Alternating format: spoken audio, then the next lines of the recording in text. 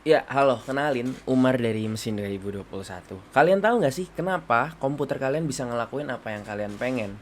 Bisa milih ini, bisa milih itu, bisa cari ini, bisa cari itu, dan sebagainya macamnya. Jadi, komputer ini punya proses yang dilakukan di dalam komputer tersebut, yaitu input, storage, proses, dan output. Gimana caranya komputer ini bisa ngejalanin 4 proses ini? Jadi, ada hardware, ada software. Hardware ini terbagi menjadi dua sesuai fungsinya. Fungsi yang pertama adalah untuk input dan output. Nah, hardware untuk input dan output ini kalian pasti sering lihat yang disebut peripheral devices. Jadi kayak webcam, mic, keyboard, mouse, speaker, gamepad, dan bahkan monitor kalian itu adalah salah satu hardware peripheral devices karena bisa menerima input dan memberikan output yang kalian inginkan. Lalu yang kedua, ada jenis hardware untuk memproses storage dan memproses sistem yang ada. Nah, apa aja sih alatnya? Jadi ada beberapa alat seperti GPU, power supply, RAM, SSD, CPU, dan dikumpulkan di motherboard. Nah, selanjutnya ada software. Tanpa software, hardware tidak akan bekerja secara optimal, bahkan tidak bisa bekerja. Jadi software sendiri terbagi menjadi sistem software, application software, programming software, dan ada berbagai macam software lainnya.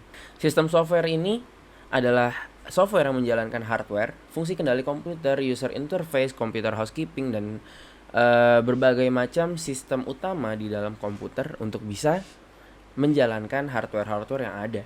Lalu ada application software, ini menjalankan fungsi tertentu sesuai aplikasinya, sesuai tujuan dari aplikasi tersebut, lalu memiliki fungsi berbeda biasanya setiap aplikasinya, dan juga bisa didapat dari pihak ketiga. Lalu yang terakhir ada programming software. Nah, di sini adalah tempat melakukan pemrograman dan bisa menjalankan program dari yang kita programkan gitu. Nah, tapi sebenarnya gimana sih 4 proses ini bisa dilakukan oleh komputer? Oke, mari kita coba. Jadi yang pertama adalah input.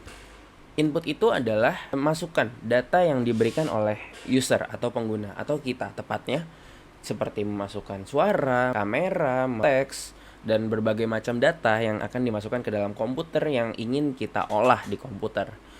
Nah, selanjutnya, saat kita memasukkan data melalui peripheral device yang menerima input seperti mikrofon, keyboard, mouse, dan sebagainya macamnya untuk bisa menginput data, maka akan dimasukkan ke dalam komputer atau PC kita dan akan dimasukkan ke storage. Storage ini seperti SSD atau RAM atau HDD juga dan akan ditempatkan sesuai dengan tempat yang telah diatur oleh sistem.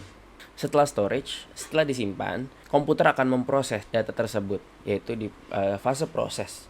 Jadi pada fase ini, komputer akan melaksanakan apa yang kita inginkan, yang dibuat dari input. Nah, misal kita ingin menghitung sesuatu, nah kita menginput dari keyboard dan akan diproses oleh CPU-nya. Dari hasil proses tersebut bisa diteruskan ke storage untuk disimpan, atau mungkin dari proses tersebut bisa langsung diteruskan ke output.